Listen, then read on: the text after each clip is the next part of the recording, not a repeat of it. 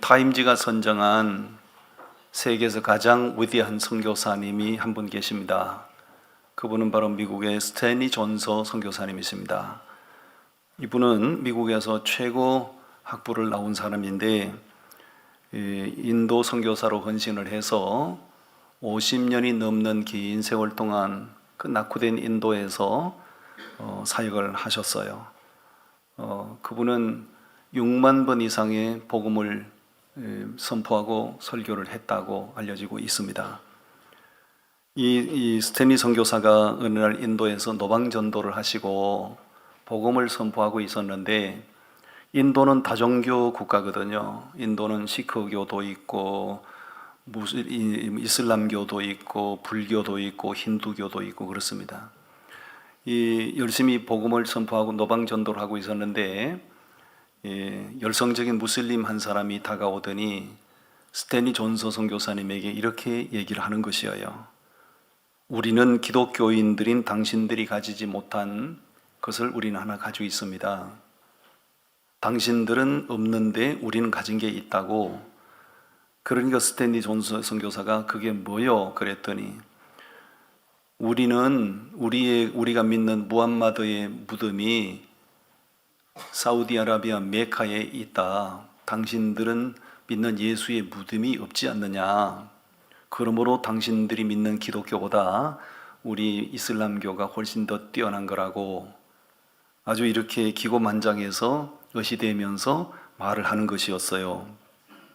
그 말을 듣고 스탠리 존서 선교사가 이렇게 말합니다. 당신이 말한 그것이 바로 우리와 당신들의 차이점입니다. 당신들이 믿는 교주인 무함마드는 죽어서 살아나지 못했기 때문에 무덤이 있는 거고, 우리가 믿는 예수는 죽었지만 부활하셨어요. 그러므로 무덤이 비어 있는 겁니다. 맞는 말이지요. 여러분, 부활이 없다면 기독교와 다른 종교가 무슨 차이가 있을까요? 부활이 없다면 기독교와 다른 종교는 별반 차이가 없을 거요. 왜냐하면 불교에도 윤리와 도덕이 있고 이슬람교도 윤리와 도덕이 있고 시크교도 마찬가지고 우리 기독교에도 윤리와 도덕이 있습니다. 그렇지만 우리가 타 종교와 동일할 수 없는 절대적인 이유가 있습니다. 우리가 믿는 예수님은 죽은 자 가운데서 부활하셨기 때문입니다. 아멘. 그 예수를 믿는 성도들이 복이 있다고 얘기합니다. 그 부활하신 예수님을 믿는 그리스도인들이 복 있는 자들이라고 성경은 말씀합니다. 우리가 세상 것을 많이 가져서 복이 있는 것이 아니고, 우리가 세상적으로 지위 명예를 누려서 복이 있는 것이 아니고, 예수님이 부활의 첫 열매가 되셨기 때문에 그분을 믿는 그리스도인들도 부활의 영광을 누릴 것이니까요.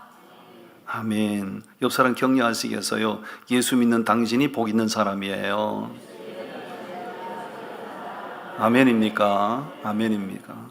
우리가 죽은 신을 믿는다면 무슨 복이 있겠어요? 아무리 훌륭한 도덕적 윤리적인 가르침을 주었던 교주라 할지라도 죽어서 살아나지 못한 그분을 믿는다면 무슨 복이 있을까요? 우리가 복 있는 것은 우리 죄를 위하여 죽으시고 부활하신 그 주님을 믿기에 우리는 복 있는 사람들입니다.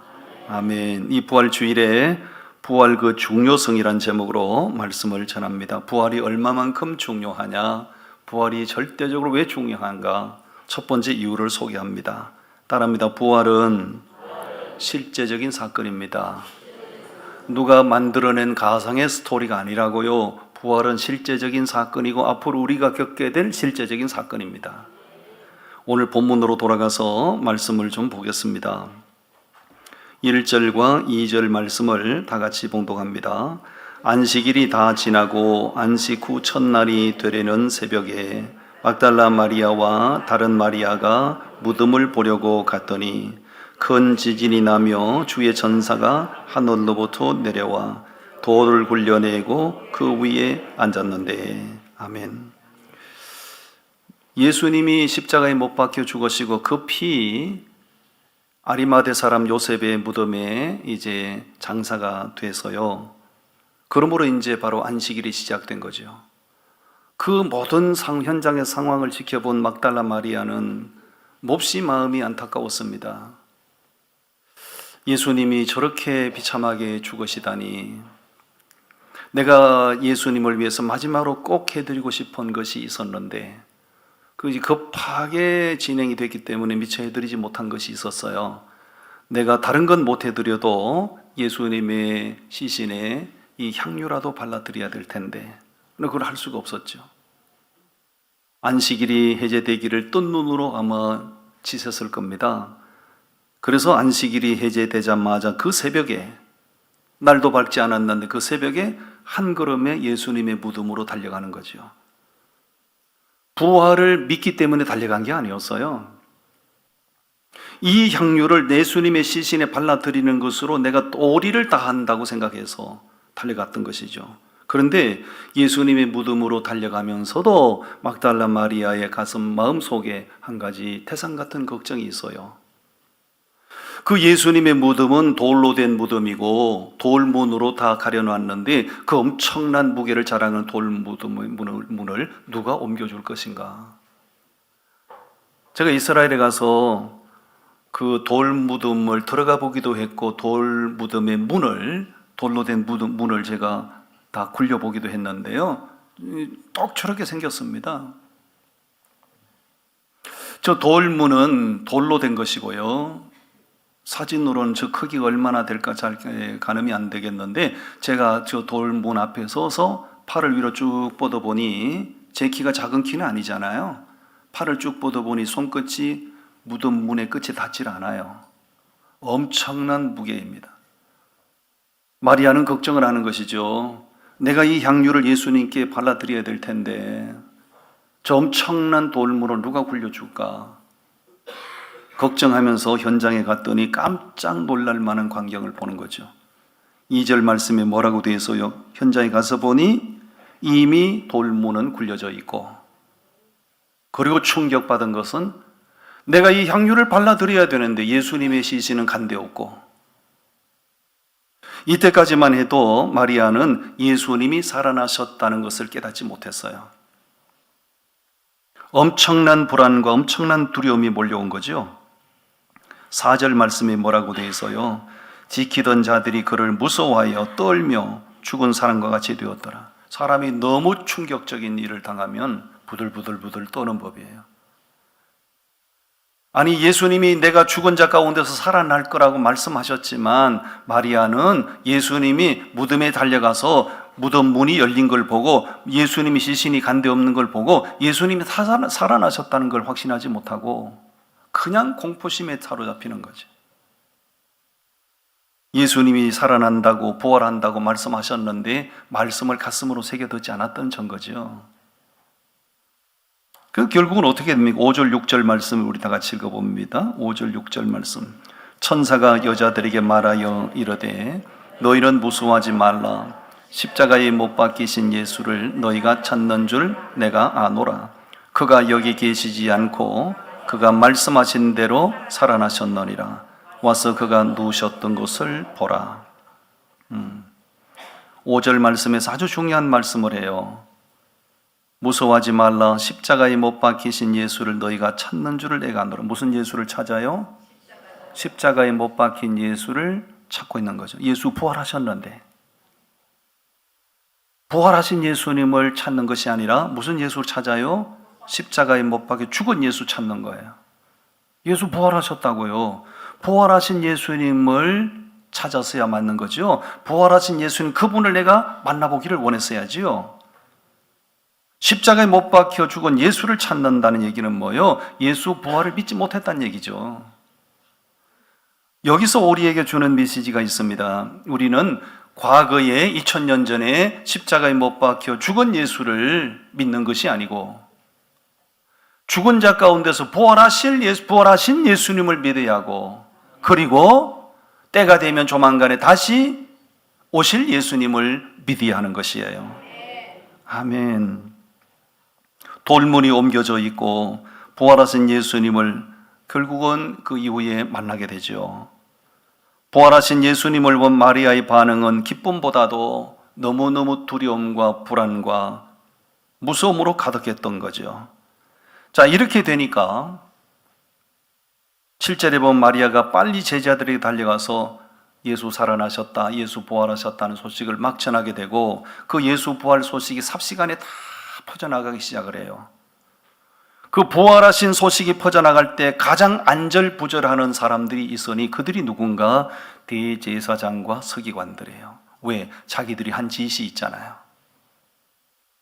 예수에 대하여 미친 사람 프레임을 씌우고, 예수님에 대하여 귀신 들린 프레임을 씌우고, 예수님을 모함해서 십자가에 못 박아 처형시키고, 자기들이 한 짓이 있잖아요. 그러므로 어떻게 하든지 간에 예수님의 부활 소식이 퍼져나가지 않도록 이걸 덮어야 된다. 덮어야 된다. 그래서 그들이 무슨 음모를 꾸미는가요? 11절부터 13절까지를 보겠어요. 11절부터 읽어봅니다. 시작. 여자들이 갈 때에 경비병 중 몇이 성에 들어가 모든 된 일을 대제사장들에게 알리니 그들이 장로들과 함께 모여 의논하고 군인들에게 돈을 많이 주며 이르되 너희는 말하기를 그의 제자들이 밤에 와서 우리가 잘 때에 그를 도둑질하여 갔다 하라. 아멘. 예수 부활하신 사실을 덮어야 된다. 예수 부활하신 사실을 모르게 해야 된다. 이걸 감춰야 된다. 그래서 그 인간들이, 그 나쁜 인간들이 무덤을 지키던 경비병들에게 돈을 안겨주면서 그들을 매수하죠.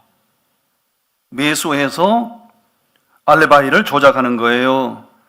예, 우리가 경비를 서다가 피곤해서 잠깐 졸았는데요. 잠깐 조는 사이에 그 제자들이 와서 예수님이 시신을 훔쳐가서요. 에라이 빌어먹을 놈들아.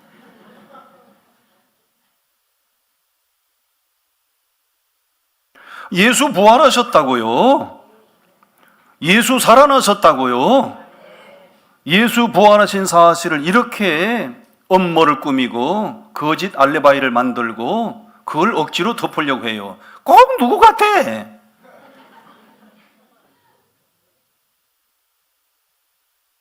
누군 줄 알고 웃었습니까?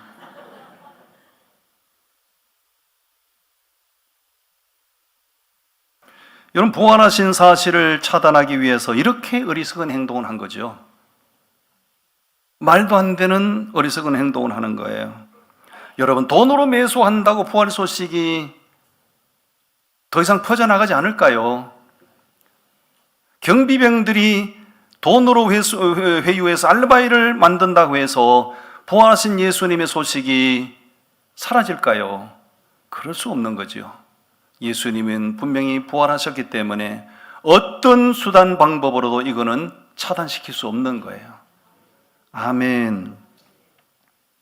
예수님이 그 아리마대 사람 요셉의 무덤에 급하게 장사가 지낼 때 아까 보신 것처럼 큰 돌문을 굴려다가 입구를 딱 막고, 그것만 아니었어요. 그 문에는 헤롯 왕의 인봉을 쳐서 거기 막아놔. 누구도 훼손하면 안 돼요. 이건 법원에서 나와서 빨간 딱지 붙여놓고 손대면 안 되잖아요. 마찬가지로 헤롯 왕의 인봉을 쳐놨기 때문에 그건 누구도 해제시킬 수 없는 거예요. 거기다가 경비병들이, 무장한 경비병들이 4인 4개조로 철통 경비를 서고 있잖아요. 그런데도 예수님의 부활을 막을 수 없었잖아요. 예수님의 부활은 물리력으로 막을 수가 없는 것인데, 이 사람들은 이런 거짓 알리바이로 물리력으로 예수님의 부활을 차단시키려고 하는 거죠. 그래서 인간이 어리석다는 거죠. 예수님의 부활은 꾸며낸 이야기가 아니고 2000년 전 실제적으로 있었던 사건이고, 그분이 부활의 첫 열매가 되셨기 때문에 그분을 믿는 우리도 부활할 것은 실제적인 사건이에요. 아멘. 장차 우리의 부활도 반드시 실제적인 사건이 된 것을 믿고, 어떤 고난이 닥쳐와도 어떤 위협이 닥쳐와도 우리는 부활 소망으로, 부활에 대한 기대감으로 승리하시고 돌파하는 저와 여러분이 되시기를 바랍니다. 아멘. 두 번째, 부활은 복음의 핵심입니다. 따라합니다. 부활은 복음의 핵심입니다. 아멘. 사도행전 17장으로 가서 말씀을 보겠습니다.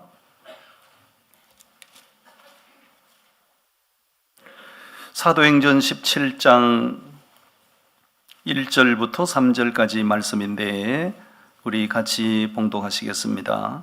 그들이 암비볼리와 아볼로니아로 다녀가 데살로니가에 이르니 거기 유대인의 회당이 있는지라.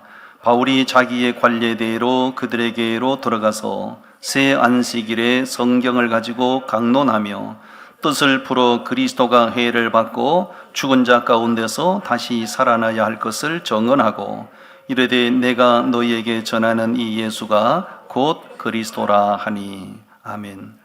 사도 바울이 1차, 2차, 3차에 걸쳐서 선교 사역을 하는 가운데 바울은 어디를 가든지 항상 유대인의 회당에 들어가서 말씀을 강론했어요. 자, 데살로니가에 가서 유대인의 회당에 들어가서 새 안식일에 걸쳐서 말씀을 강론해요. 바울이 왔다는 얘기가 퍼져나가니까 많은 사람들이 그가 전하는 메시지를 듣기 위해서 몰려온 거지요. 새 안식일 동안, 그 21일이잖아요.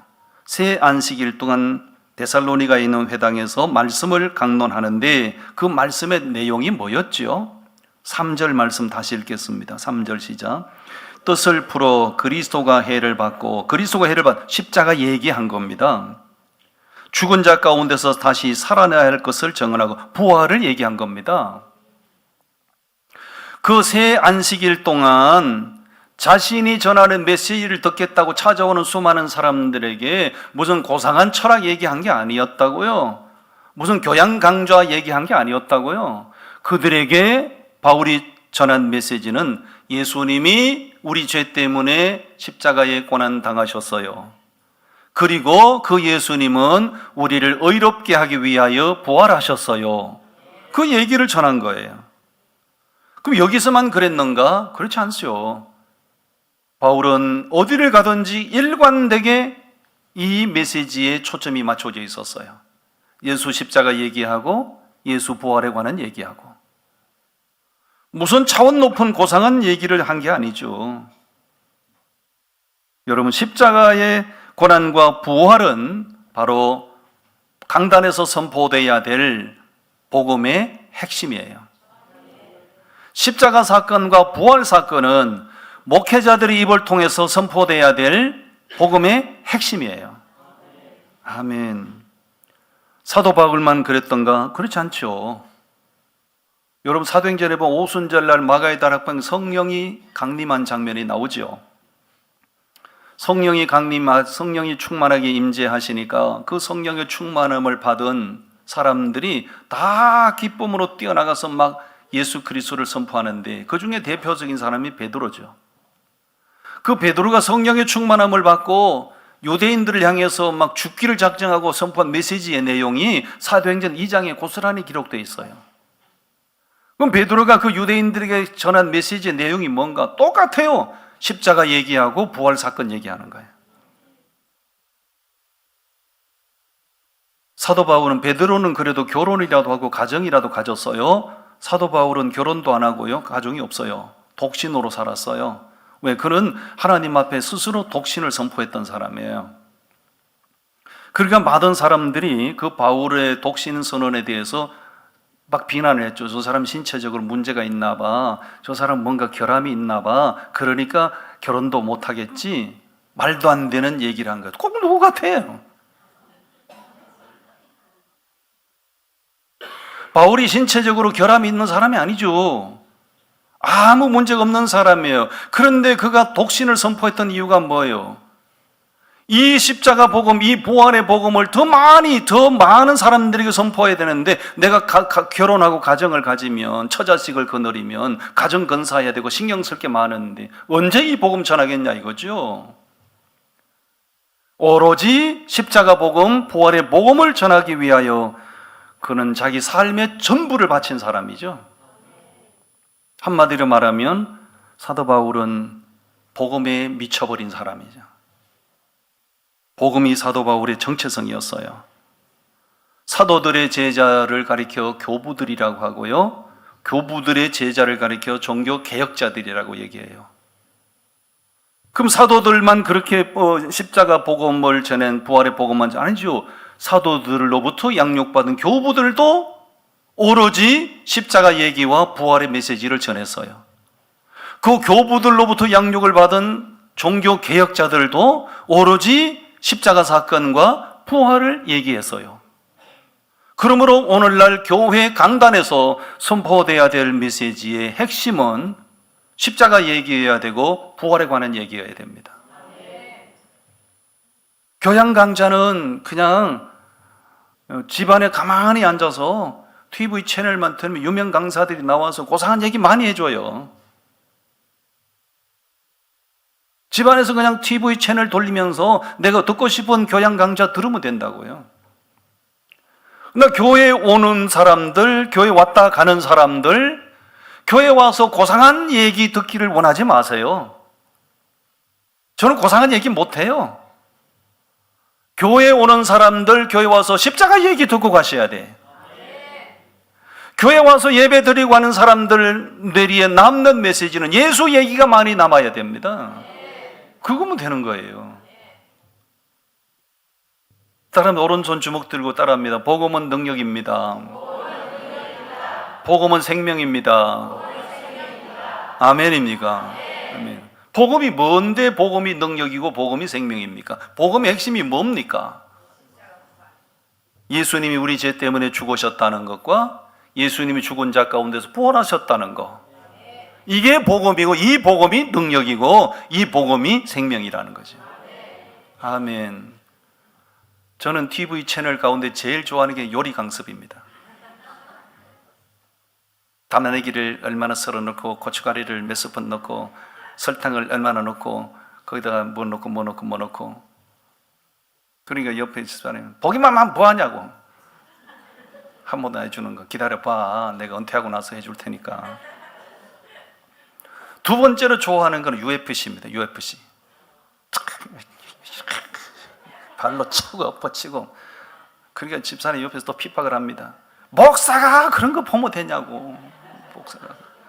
목사가 피 흘리는 거 그런 거 보면 되냐고. 목사는 보면 안 돼. 목사가 스트레스 더 많은데. 그런 거 보았다고 해서 소강석 목사처럼 맨날 유행가나 불러 제끼고 하면 되겠어요? 안 되겠어요? 목사는 입만 열면 성경 얘기해야 되고 강단 설교할 때마다 예수 얘기 전해야 되고. 아멘. 여러분, 구약 시대에 우리가 선지서를 읽어보면 거짓 선지자들이 있었고 참된 선지자가 있었잖아요. 유다 나라가 왜 망했어요? 거짓 선지자들이 전하는 달콤한 거짓 메시지를 들었기 때문이잖아요.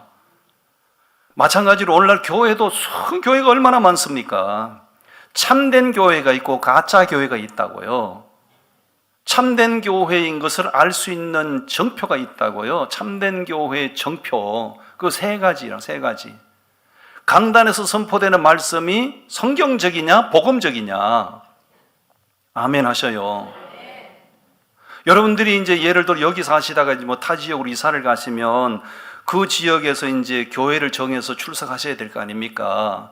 그러면 덮어놓고 교회가 화려하다고 덮어놓고 거기에 등록을 하시면 안 되고 그 교회 예배를 참석하시고 그 교회 목사님이 선포하는 강단에 선포되는 메시지를 들어보셔야 돼요.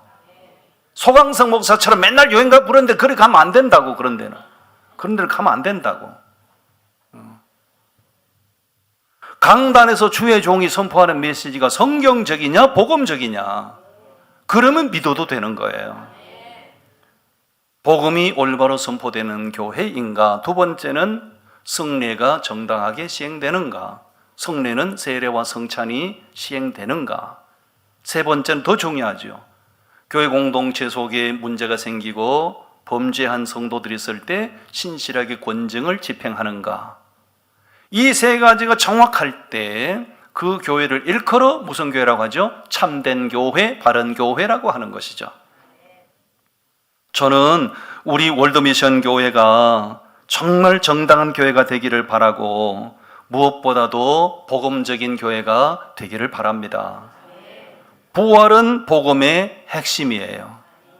교회 와서 예수 얘기 많이 듣고 가시고 그 설교 듣고 돌아가시 일주일 내내 생활 속에서 여러분 살아갈 때 주일 예배를 통해서 들었던 예수 이야기가 여러분 가슴 속에 여운으로 남아 있어야 돼요.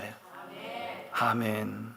마지막 세 번째, 따라합니다. 부활은 우리의 소망입니다.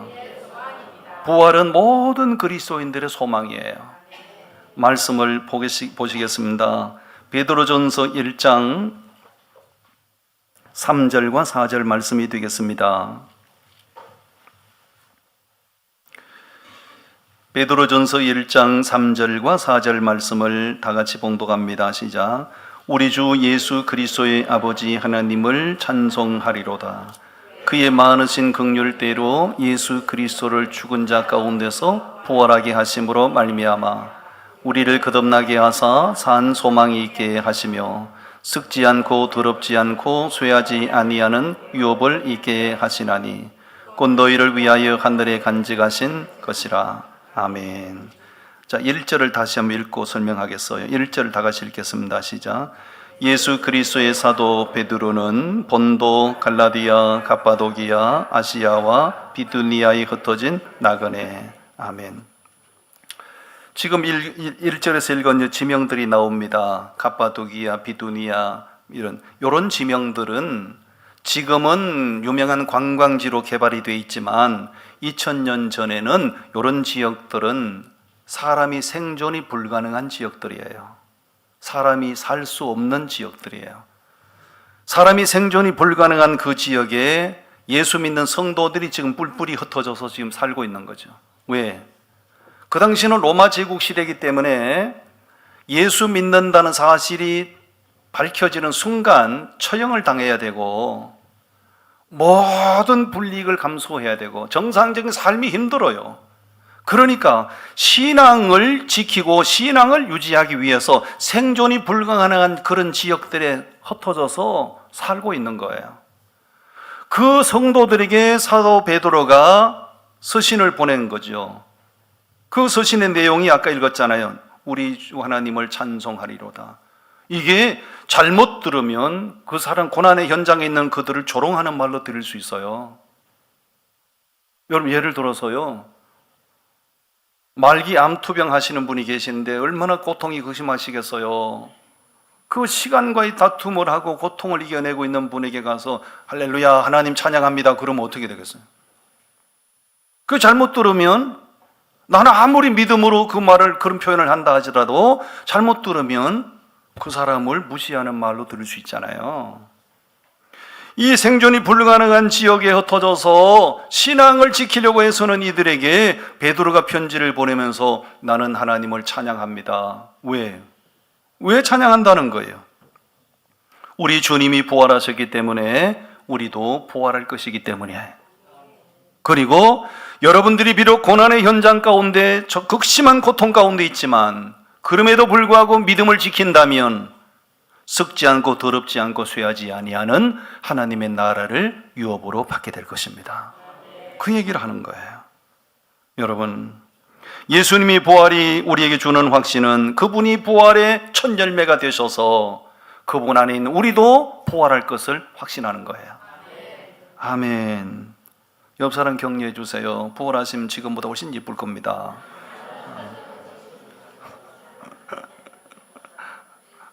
부활하시면 몸은 신령한 몸이라고 그랬고 영광스러운 몸이라고 그랬거든요. 부활하신 몸은 지금보다 훨씬 예쁠 거예요. 부활을 많이 기다리시기 바라요. 부활한 몸은 피곤치도 않습니다.